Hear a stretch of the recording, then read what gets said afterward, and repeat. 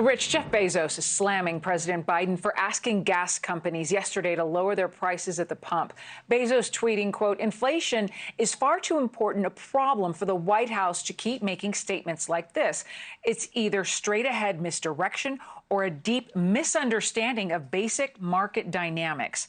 Gas prices have been slowly dropping lately, but remember, the average per gallon was $2.39 when the president took office, $3.53 when Russia invaded Ukraine in February, and today the average is $4.81. New Jersey Republican Congressman Jeff Van Drew joins us now. He's a member of the Transportation and Infrastructure Committee. Congressman, welcome and thank you for being here. Before we get started, I want to put up the White House response to Bezos' criticism. White House Press Secretary Karine Jean-Pierre tweeting, quote, "Oil prices have dropped by about $15 over the past month, but prices at the pump have barely come down. That's not basic market dynamics. It's a market that is failing the American consumer." Your response? The president's being intellectually dishonest. We're playing with fractions right here.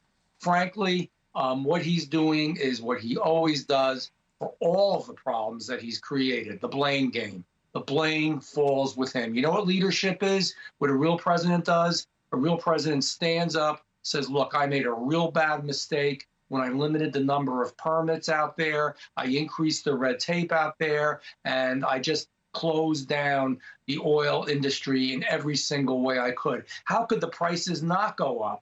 And he wants to blame Ukraine or the war in Ukraine, and that's nonsense as well, because frankly, if he had been a strong president, and he's not, he's weak and he's feckless, and, you know, Putin knew that, so he went ahead with this war. This would have never happened with a strong president. I guarantee if Donald Trump was there, this wouldn't have happened. He would have stood up and told Putin to stop it, and it wouldn't have occurred. This is all, every bit of it is due to this president and his bad, misplaced policies, and he's blaming others. And, you know, he may be cognitively impaired, but he seems to be smart enough to always blame somebody else for his own screw-ups.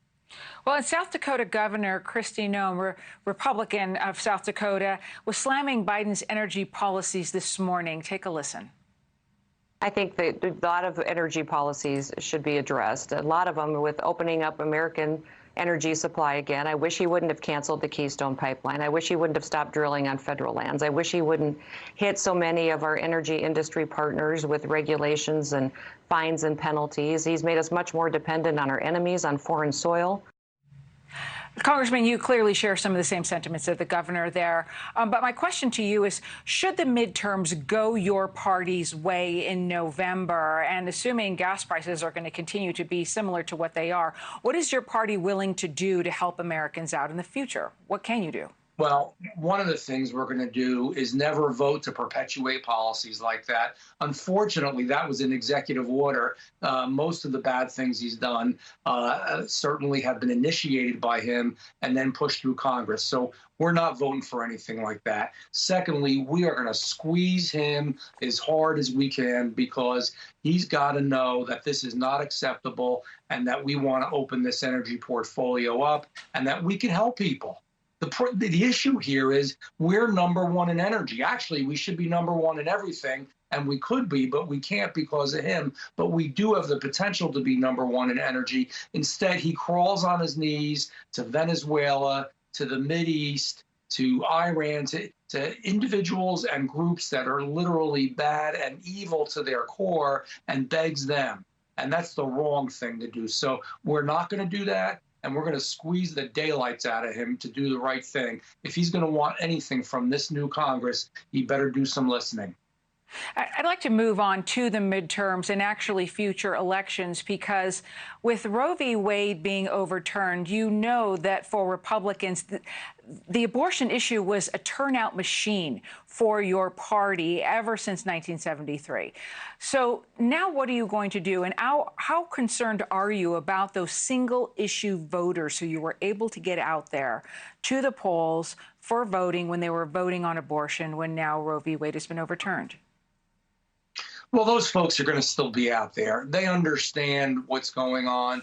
They understand that there are folks that are fighting to pack the Supreme Court. And when I say folks, I mean, again, this president, this majority party, they want to destroy our institutions in so many ways. And one of them is the Supreme Court. They're talking about making special exceptions for certain issues. Frankly, I don't think they understand what the Supreme Court is and what constitutionality is.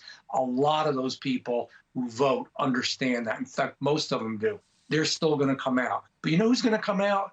The people who are paying so much for milk and eggs, the people who literally are paying so much for gas, the people who, yeah, they may get a pay raise, but in no way covers all the expenses they have because everything costs more. The farmers are going to come out because their fertilizer is going to cost more. The people who are worried about safety are going to come out because they're going to be worried that literally the crime rate in every city is going up, and we're letting bad people out who commit violent crimes as fast as they come in.